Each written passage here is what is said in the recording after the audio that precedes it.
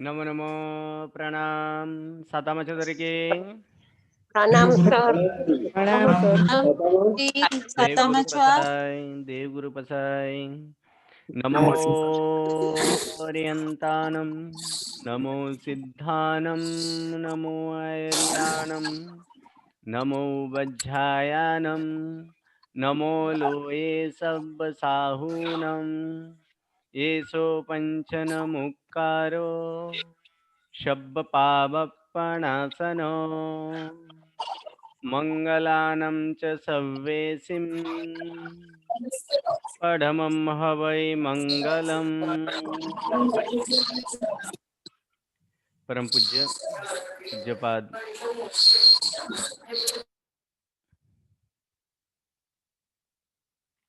बादी बेताल श्री संत सुरेश्वर जी महाराज द्वारा विरचित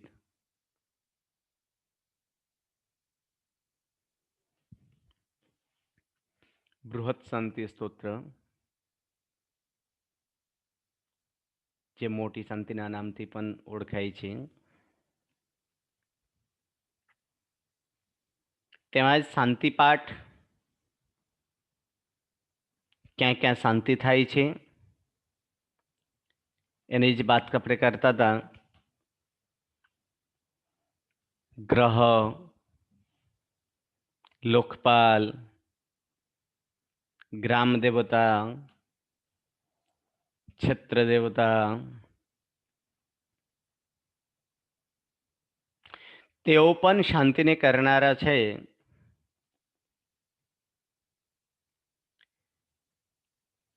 88 પ્રકારના ગ્રહ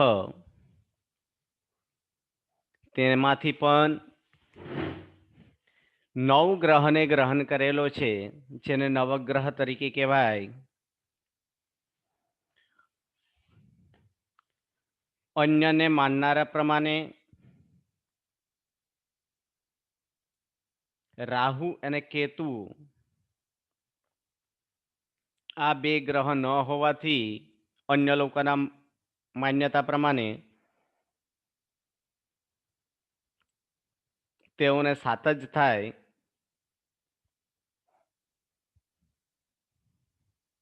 અને આપણા પ્રમાણે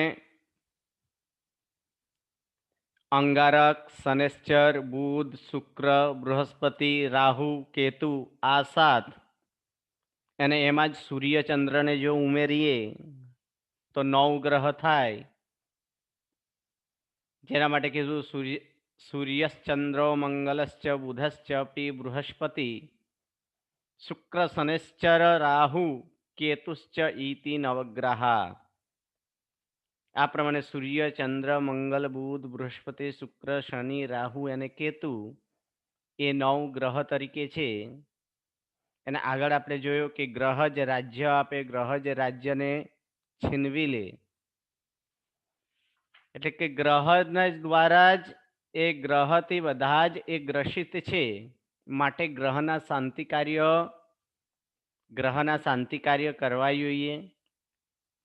એ ગ્રહ કઈ કઈ દિશામાં છે એના સ્થાન ક્યાં છે તે પણ બતાવ્યા કે સૂર્યનું સ્થાન પૂર્વ દિશામાં છે, ચંદ્રનું સ્થાન વાયવ્ય દિશામાં છે, મંગળનું સ્થાન દક્ષિણ દિશામાં છે, બુધનું સ્થાન ઉત્તર દિશામાં છે, બૃહસ્પતિનું સ્થાન ઈશાન દિશામાં છે, શુક્રનું સ્થાન અગ્નિ દિશામાં છે, શનિનું સ્થાન પશ્ચિમ દિશામાં છે અને રાહુ અને કેતુનું સ્થાન નૈઋત્ય દિશામાં છે।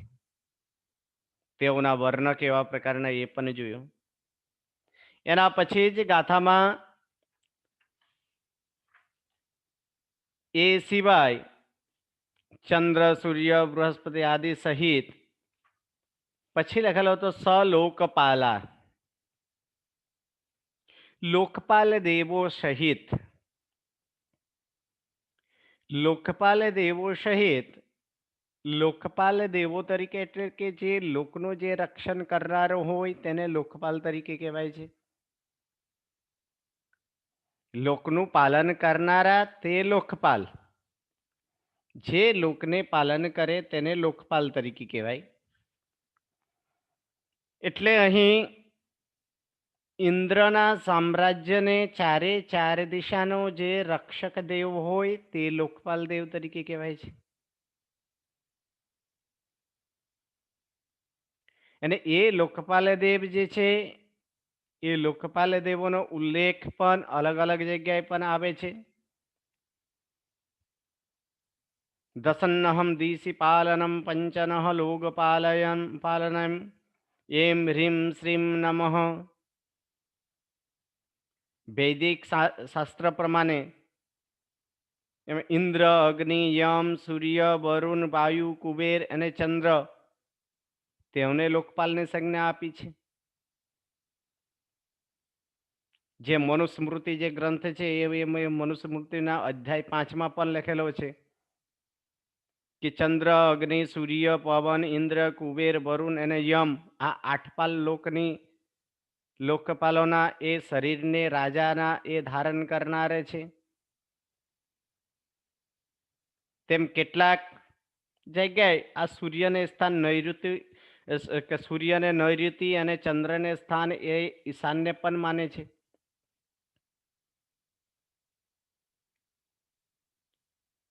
ત્યાં વિનાયક આદિ 5 એવા દેવો છે કે 5 દેવોને પણ તેઓને લોકપાલ તરીકે માને છે. બૌદ્ધ જે છે એ બૌદ્ધ 4 લોકપાલ દેવો માને છે. 4, 8, 10 તથા 14 એવા લોકપાલ માને છે. જે વહની પુરાણ છે એ વહની પુરાણમાં પણ આની અંદર બતાવ્યા છે 8 લોકપાલની કે ઇન્દ્ર, અગ્નિ, યમ, નૈઋતિ, વરુણ, વાયુ, કુબેર અને શંકર આમ 8 એ લોકોના લોકપાલ એટલે કે લોકપાલ તરીકે છે. એ અલગ અલગ જગ્યાએ આ જ પ્રશ્નને એક બાર ગૌતમ સ્વામી ભગવંતે પણ પ્રભુ બીરને પૂછેલા કે ભંતે દેવિંદિશ્ય દેવરન્નો કતિ લોકપાલા પન્નત્તા. હે ભગવાન, દેવેન્દ્ર દેવરાજ શક્રના કેટલા લોકપાલ હોય છે?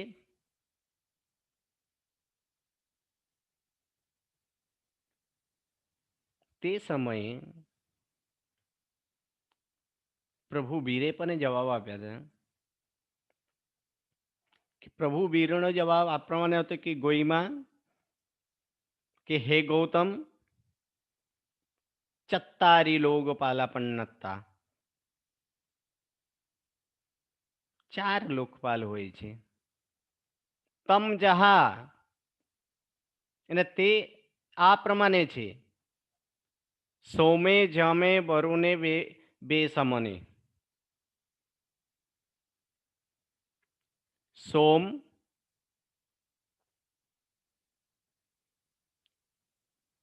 યમ, વરુણ અને બે સમન એટલે કુબેર અથવા તો બે શ્રવણ પણ કહી શકાય. આ 4 લોકપાલ દેવો છે. તો સોમ, યમ, વરુણ અને કુબેર આ 4 લોકપાલ જે છે એ 4 લોકપાલ દેવોનો એ જૈન શાસ્ત્રની માન્યતા મુજબ છે. એ આ 4 પ્રકારના લોકપાલ દેવોની અંદર લોકપાલ જે દેવો છે તેના અંડરમાં અર્થાત તે એના આજ્ઞામાં કયા કયા દેવો છે તેઓ પણ જાણવાના છે. એ કયા વિમાનમાં રહે છે. તો 4 પ્રકારના જે છે એ 4 પ્રકારના લોકપાલ દેવોમાં સોમ, યમ, વરુણ અને કુબેર આ 4 પ્રકારના જે લોકપાલ દેવ જેમાં સૌપ્રથમ સોમ જે છે એ સોમ નામનો લોકપાલ દેવ જે છે તે સંધ્યાપ્રભ નામક વિમાનમાં રહે છે. અને તેના આજ્ઞાંકિતમાં અંગારક, વિકાલિક, લોહિતાક્ષ, શનેશ્ચર, ચંદ્ર, શુક્ર, બુધ, બૃહસ્પતિ, રાહુ વગેરે દેવો એ એના આજ્ઞાંકિતમાં છે, એના આજ્ઞામાં રહેનારા છે. યમ છે, યમ જે વરશિષ્ઠ નામક વિમાનમાં રહે છે, એનો વિમાન વરશિષ્ઠ છે. એના આજ્ઞાંકિતમાં યમકાયિક, યમદેવકાયિક, પ્રેતકાયિક, પ્રેતદેવકાયિક, અસુરકુમાર દેવ, અસુરકુમારીઓ, કંદર્પો, નરકપાલો, અભિયોગિક દેવો, આ યમ નામક જે દેવલોક છે, જે લોકપાલ દેવ છે, એના આજ્ઞાંકિતમાં છે. વરુણ નામક જે લોકપાલ દેવ છે તે સયંજલ નામક વિમાનમાં રહે છે. એના આજ્ઞાંકિતમાં વરુણ કાયિક, વરુણ દેવ કાયિક, નાગકુમાર, નાગકુમારીઓ, ઉદધી કુમાર, ઉદધી કુમારીઓ, સ્તનિત કુમાર, સ્તનિત કુમારીઓ વગેરે દેવો ત્યાં રહે છે. વૈશ્રમણ જે છે એ વૈશ્રમણ એટલે કે કુબેર દેવ, તે વલ્ગુ નામક વિમાનમાં રહે છે. અને ત્યાં વૈશ્રવણ કાયિક, વૈશ્રવણ દેવ કાયિક, સુવર્ણકુમાર, સુવર્ણકુમારીઓ, દીપકુમાર, દીપકુમારીઓ, દિક્કુમાર, દિક્કુમારીઓ, વાનવેંતર, વાનવેંતર, વાનવેંતરીઓ વગેરે એ દેવો રહે છે. આ પ્રમાણે એ ચારે ચાર પ્રકારના જે લોકપાલ દેવ છે, એ ચારે ચાર પ્રકારના લોકપાલ દેવો પણ એ બધે જ શાંતિ આદિને કરનારા છે. આ બધા જ પ્રતિષ્ઠા આદિના સમયમાં પણ પ્રતિષ્ઠા થાય, એ પ્રતિષ્ઠાના સમયમાં પણ આવા પ્રકારનો તેઓને ચાર દ્વારપાળ તરીકે પણ એ રાખવામાં આવે કે આ લોકપાલને ચાર દ્વારપાલ તરીકે પણ તે સમય સ્થાપના કરવામાં આવે છે. અને તે સમયે ચાર દ્વારપાલ થાય તો તેમાં સૌ પ્રથમ જે સોમ છે, એ સોમના હાથમાં ધર્મ એટલે કે ધનુષ હોય, યમના હાથમાં દંડ હોય, વરુણના હાથમાં પાસા હોય, પાસ, અને કુબેરના હાથમાં ગદા હોય.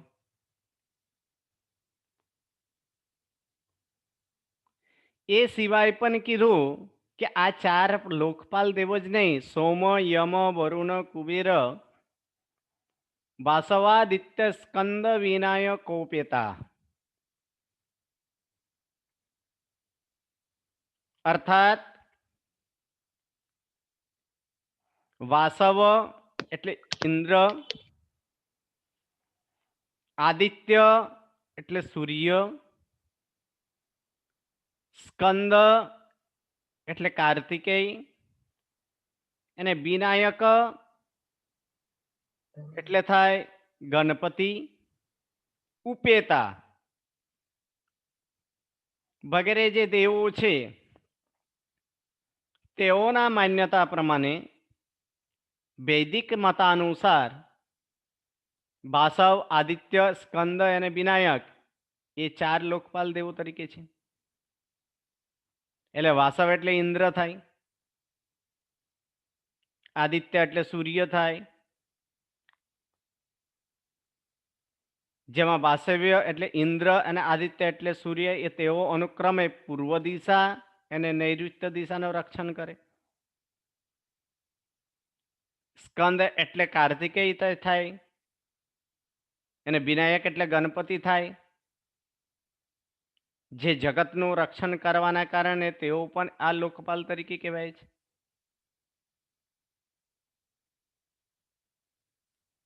એટલે તે વગેરે પણ સોમ, યમ, વરુણ, કુબેર,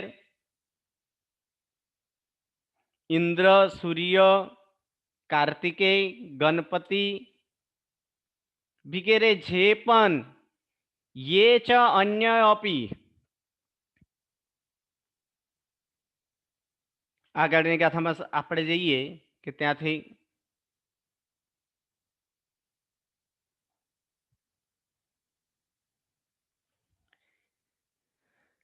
વિનાય ઉપેતા ये च अन्ये अपि ग्राम नगर क्षेत्र देवता अन्ये अपि कया तो ग्राम नगर क्षेत्र देवता दरेकनी साथे आपणे देवता आपणे जोड़ीशुं ग्राम देवता नगर देवता क्षेत्र देवता के जे गाममां રહેનારો હોય તે ગામની અંદર જે દેવતા હોય તે ગ્રામ દેવતા તરીકે કહેવાય. જે નગરમાં વસવાટ કરતા હોય તેનો જે માલિકો હોય તે એ નગર દેવતા. જે ક્ષેત્રમાં રહેતા હોય તે ક્ષેત્ર દેવતા. આગળ શબ્દ છે કે આદય એટલે આદિ શબ્દથી એ ભવન અધિષ્ઠાયક જે છે એ ભવનના જે અધિષ્ઠાયક દેવ વગેરે હોય તેવું જાણવાનું. અર્થાત ગ્રામનું રક્ષણ કરનાર દેવતા તે ગ્રામ દેવતા, નગરનું રક્ષણ કરનારી જે દેવતા હોય તે નગર દેવતા, ક્ષેત્રનું જે રક્ષણ કરનારો હોય તે ક્ષેત્ર દેવતા. આદય શબ્દ છે એટલે આદિ, આદિથી એ ભવન દેવતા વગેરે તે ભવનનું જે દેવતા હોય તે બધા જ તે સર્વે પ્રિયંતામ પ્રિયંતામ તે સર્વે પ્રસન્ન થાવ પ્રસન્ન થાવ. અહીં આગળ જોયો કે નવગ્રહ, લોકપાલ, પછી નગર દેવતા, ક્ષેત્ર દેવતા, આ બધા જ પ્રસન્ન થાવ. આ એ લોકોના જ પ્રસન્નતાથી શું થશે તો જે નીચેના લીટીમાં આપે છે એ લોકોના જ પ્રસન્નતાથી ગ્રામ નગર એટલે ગામ નગર ક્ષેત્રમાં રહેનારા જે પણ હશે તે બધા જ સુખ શાંતિને પ્રાપ્ત કરશે. તેઓને પણ શાંતિ થાય છે. માટે જ કીધું આ તમે બધા જ પ્રસન્ન થાવ જેના કારણે કોઈ અશાંતિને કરનારા ન થાય. નીચેના લાઈનમાં આપ્યું અક્ષિણ કોષો કોષ્ટાગારા નર પતયશ્ચ ભવંતુ સ્વાહા. ભવંતુ એટલે થાવ. કેવા થાવ તો અક્ષિણ કોષો કોષ્ટાગારા. અક્ષિણ અર્થાત અક્ષય. એ અક્ષય શું થાય કોષ અર્થાત મુદ્રા વગેરે સંપત્તિ વગેરે જે હોય. કોષ્ટાગારા એટલે કે ભંડાર. એ ભંડાર અક્ષય થાવ. સંપત્તિ નિધિ એ અક્ષય થાવ. કોના તો કહે છે નરપતય રાજાઓ. એ રાજાઓ કેવા પ્રકારના થાવ તો રાજાઓ અક્ષય કોષવાળા અને અક્ષય એવા ભંડારવાળા એ અહીં થાવ. કારણ કે તેઓના જ એ અક્ષય કોષ અને અક્ષય ભંડારથી જો હશે તો રાજાઓ પ્રજાની પાલન સારી રીતે કરી શકશે. માટે તેઓનો આજે કોષ અને કોષ્ટાગારા જે છે તે સંપૂર્ણ રીતે અક્ષય થાવ. જેના કારણે જે ક્યારેય ન ખૂટે તેવા પ્રકારે થાવ. જેના કારણે રાજાઓ પણ સુખપૂર્વક એ પ્રજાઓનું પાલન કરી શકે, પ્રજાઓનો કોઈ કષ્ટ ન હોય તેઓનું પણ ધ્યાન રાખી શકે. માટે તેઓ પણ તેવા પ્રકારના થવા માટે કહે. હા બોલો પદ્મિનીબેન, શું પ્રશ્ન છે? પ્રણામ ગુરુજી. આપણે અહીંયા આગળ આપણે પહેલી લાઈનમાં બી છે ગ્રાસ ચંદ્ર સૂર્ય કારક વાળું છે અને બીજામાં બી વાસ વાદિત્ય વાળું છે. તો બે વાર સૂર્યનો ઉલ્લેખ કરેલો છે કે વાસ વાદિત્યનો બીજો કોઈ મિનિંગ થાય છે? આની અંદર વૈદિક પ્રમાણે વૈદિક જે વેદને માનનારા હોય એ વૈદિક પ્રમાણે એને આદિત્યને લોકપાલ તરીકે પણ માને છે, સૂર્યને લોકપાલ તરીકે પણ માને છે. અને આગળ જે આપણે ગ્રહ લીધા હલો છે ગુરુજી. એની અંદર ગ્રહ આગળ જે ગ્રહની વાત આવ્યા છે ત્યાં સૂર્ય અને ગ્રહની વાત કર્યા છે.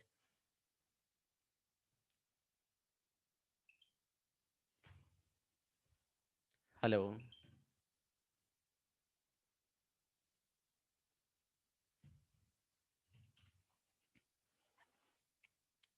હેલો.